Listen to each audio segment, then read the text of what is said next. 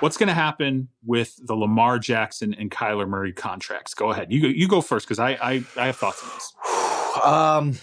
I have to separate what I think should happen versus what will happen. I don't know that I'd pay either one of these guys. And I like both of them. Yeah. I don't know. I just wonder if Lamar's going to age like a running back, like Cam did. That's just, he's a different player. He's unique. He's unlike anything. We can't assume that he's going to be Aaron Rodgers still balling at 38 years old. And I don't know if the second contract's going to be worth it for him. That's not an indictment of him as a player. Love him as a player. You can go back. I've written often, and I think he's a heck of a football player, and they could win with him. And this nonsense that they can't win in the playoffs with him it's nonsense.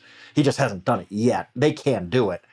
But I don't know that how much money is he going to command? And all of a sudden it makes it a lot tougher to build a championship team around him. So I don't know that I'd pay Lamar. Kyler's a little bit different for me in that I don't know how good he is. I think he's good, but once you start paying these quarterbacks, it's a big price tag. And I think the worst place for an NFL team to be is in the middle of the road at quarterback. If you have a great quarterback, you pay him, and you don't think twice about it. Whatever it costs, that's fine. If you have a bad quarterback, dump him. We're on to the next one. If you're right in the middle, we're going to pay Kyler Murray $40 million a year, 35 or whatever it's going to be, without knowing if he's great. I don't know if that's the way to go, but teams get so worried about what's next. And it's because coaches and GMs don't have the time to go through a quarterback change. So they're probably going to end up paying Kyler what he wants, and it probably is going to be a bad idea. I don't know if he's going to live up to that contract. So I'm interested to see what you have to say. What do I think will happen? I think both are going to get paid just because that's what NFL teams do. Okay, I don't think Lamar is getting paid. I don't think they do a deal because there have been too many opportunities to do a deal up until this point. And if a deal gets done, that means starting today, June 15th, between now and July 15th, all of a sudden Lamar Jackson is going to do a complete about face and open negotiations. Like the Ravens, I can tell you, are mystified. Like they're just, they do not understand the lack of engagement on a contract. And I think it is what it probably, let's just be honest, strip it all down. What is it most likely to be? It's most likely to be that financially he sees some upside in saying, you know what, if I force them to tag me, okay, where it's the money can exponentially change if you play on a tag and then do another deal on top. I mean, just go back and look at Dak Prescott, okay? Or Kirk Cousins. Yeah, go back and look at these quarterbacks that played themselves into a tag situation.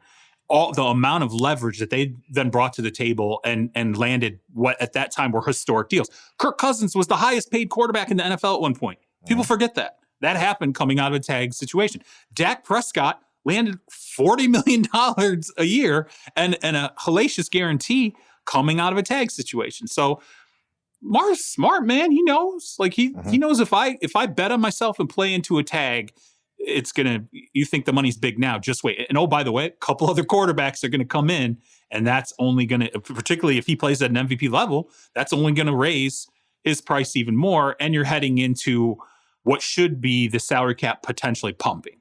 We don't know yet, but some teams are saying okay, the big jump is coming. I think Lamar's going to have a great season. I think Ravens win that division. I think so betting on himself is perfectly fine. And you look at it from the Ravens aspect too. You could use the tag twice, I think. 3 it gets really ridiculous. No, you can't. Twice is whatever. No. We could budget for that. We could budget for twice. Yeah. That's 7 years of Lamar Jackson, and you're about at the point where you're like, is he going to fall off the cliff like Cam? Again, nothing against Lamar, but the style he plays is not meant to last for 12, 15 years. But if he doesn't, I mean, that's the thing. If he doesn't fall off a cliff, if he manages to stay healthy and plays at an MVP level and they have, the success they're looking for in the postseason, I mean, he's going to get an astronomical number. So I don't think Lamar gets done. It's been too odd. And particularly when you talk to people in that building about how this is all unfolded, it would be stunning to me if all of a sudden this just took a complete left turn and a deal gets done now.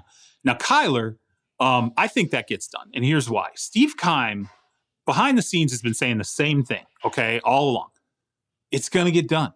There's all this, acrimony and Eric Burkhart, the agent's out here doing this and doing that. And everybody's, oh my God, Kyler might not show up and all these things. Steve Keim has been consistent. We're going to get this done. There's going to be an off season here. Let the off season play out. It's going to get done. So I think now we're coming into the moving zone. And what I mean by that is in the next month, there's going to be movement on it. Okay. And there's going to be some significant, negotiations that go back and forth. And I think they will find a number north of $40 million